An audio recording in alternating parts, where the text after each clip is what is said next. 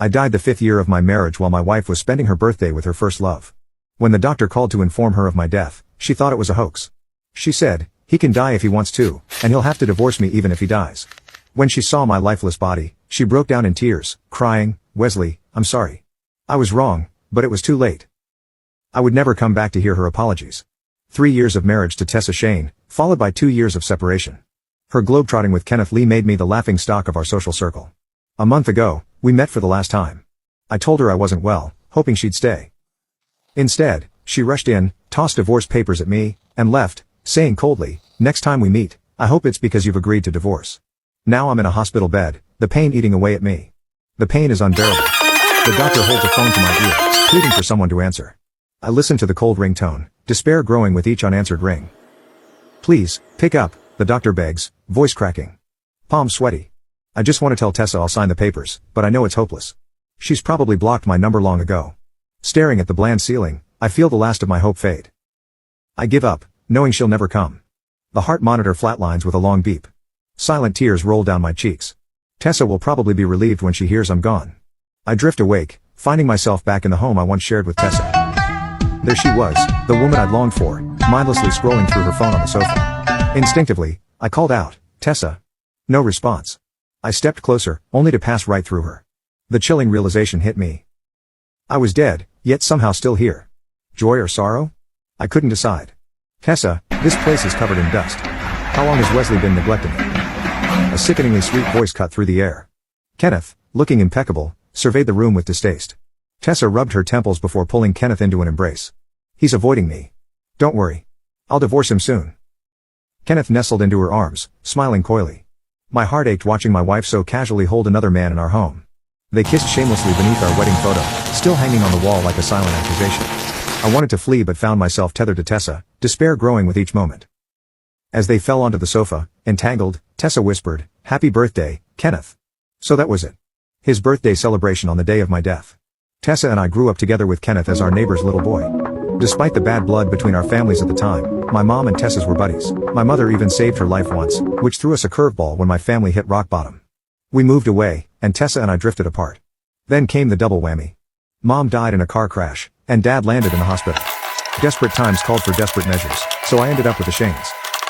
Tessa's mom played matchmaker, and before I knew it, I became Mr. Shane. For a while, we were blissfully happy. I poured my heart into being the perfect husband. Tessa opened up, admitting marrying me was her dream come true.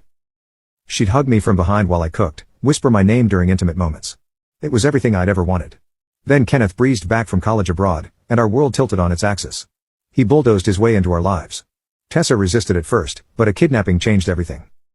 When the kidnappers used both Kenneth and me as leverage, my terror was a stark contrast to his cool bravery. Watching Tessa rush to his side, I swear I heard my heart crack. This is payback for what you owe Kenneth, she said before camping out by his hospital bed. Soon, she was sneaking off with him.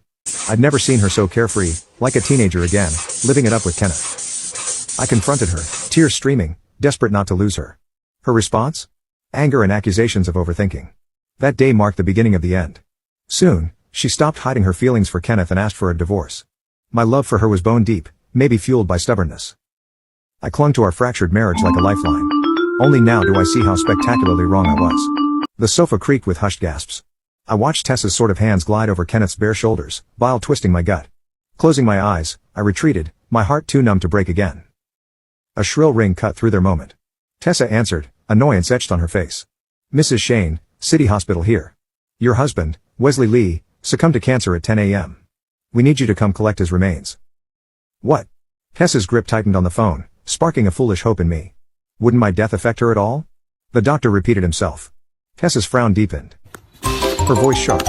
Another trick. Don't team up with Wesley to con me. He'd cash in on the divorce, but this game gets him nothing. I heard the doctor's stunned pause, clearly blindsided. Mrs. Shane, please. Wesley is really gone. Despite the doctor's insistence, Tessa refused to believe. Her final words chilled me to the bone. Fine. Tell Wesley if he wants to play dead, let him. Saves me the divorce papers. When a doctor called to inform her of my death, she thought it was a hoax. The line went dead, plunging the room into silence. Kenneth, who'd overheard everything, avoided eye contact, clearly hiding something. Still, he draped his arms around Tessa's neck and murmured, Wesley's getting crafty. First, the cancer excuse to bring you home, then those frantic calls, and now faking his own death. You're not buying it, right? Tessa's thoughts evaporated as she processed Kenneth's words. Stroking his hair gently, she replied, of course not. He's playing with fire, using lies like that. Invisible and heartbroken, I hovered above them. I'd never lied to Tessa. She just refused to believe me. If loving her meant death, so be it. Tessa stared at our wedding photo, her forehead creased in thought. Finally, she sighed, how did he change so much? He used to be kind and genuine. She dialed my number repeatedly, met only with silence. With each unanswered call, her conviction grew, clearly assuming I was dodging the divorce. Her patience wore thin. She looked ready to have me dragged back to sign the papers. Kenneth, oddly enough, was the voice of reason. Tessa, we need to make Wesley face his mistakes. His sick father in the hospital, that's his weak spot. Cut off the medical payments, and he'll come crawling back to apologize. I stared in disbelief at Kenneth's cruelty. Watching the conflict in Tessa's eyes, I prayed she would remember our years together and not act so ruthlessly. Tessa, Mr. Lowe's been in treatment for so long. A day or two won't make a difference, Kenneth persisted. I couldn't understand why he hated me so much that he'd even target my father. But what happened next plunged me into despair. After a moment's contemplation, Tessa locked eyes with Kenneth and said, you're right. It's time he learned his lesson.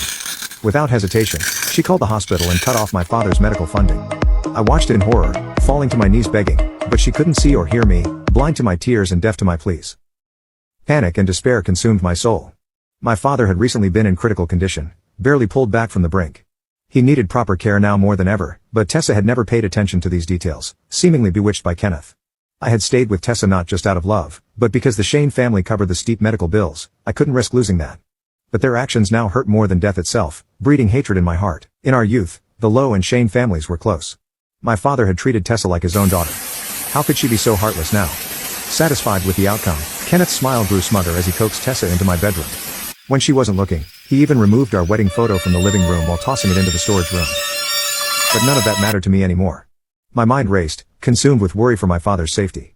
I watched Tessa and Kenneth's blissful moment feeling none. Even in death, the pain in my soul left me restless. Tessa seemed to have forgotten about me and my critically ill father entirely, lost in her romance with Kenneth as they shopped for wedding dresses. At the Shane Group's bridal shop, the staff eagerly greeted Tessa. Madam President, choosing a gown for your husband? We haven't seen him in a while. How's his health? I smiled bitterly. Even this stranger knew about my illness, while my wife thought I was lying. The irony was painful. Everyone knew who husband meant, and Kenneth's face darkened. Before he could react, Tessa frowned. Did Wesley put you up to this? She asked the confused assistant, cutting her off before she could respond. Whatever trick he's using, remember who really runs Shane Group. She stormed out, dragging Kenneth along. My heart ached, though I was already numb to the pain. I felt worthless. But with my father in the hospital, I had no choice but to endure. As they approached another store, Tessa's phone rang. She brightened, probably hoping I was calling to apologize. Seeing it was her mother, she looked disappointed. She answered, and Linda Shane's angry voice rang through. Tessa, what's going on? The doctor says you've cut off Wesley's father's medical funding. Tessa chuckled unconcerned. So what? How long will you hold that old debt over me? Isn't marrying his son enough? What, burden me for life? I stood there, stunned, as if I'd never known this woman. Linda's voice grew more furious. You monster. Wesley's father is critical. Get to the hospital now. Tessa finally grasped the gravity of the situation and rushed to the hospital. I followed, my heart racing. At the hospital, Linda unleashed her fury on Tessa, berating her harshly. Kenneth's attempts to defend her were swiftly shut down. Where's Wesley? Linda demanded, clearly unable to reach me and visibly irritated by Kenneth's presence. Tessa sneered, Wesley? He's the ungrateful one. Abandoning his own father to avoid our divorce. I didn't. My soul cried out in vain, racked with an indescribable pain. Why was I still tethered to this world? As Linda raised her hand to slap Tessa, a young doctor burst in. Are you Wesley's family? He asked. Tessa nodded, confused. Mr. Lowe passed away from cancer yesterday morning. We need his family to claim the body, the doctor explained solemnly. Tessa's breath hitched, but her voice remained cold. Impossible. I saw him a month ago. Stop this charade and bring Wesley out now, or you'll regret it. Tessa's threat fell flat. My death was irrefutable. The doctor, now visibly annoyed, replied, if you don't believe me, ma'am, his body is in a morgue downstairs. A tense silence filled the corridor. Tessa's composure finally cracked. Abruptly, she released Kenneth's hand and bolted downstairs.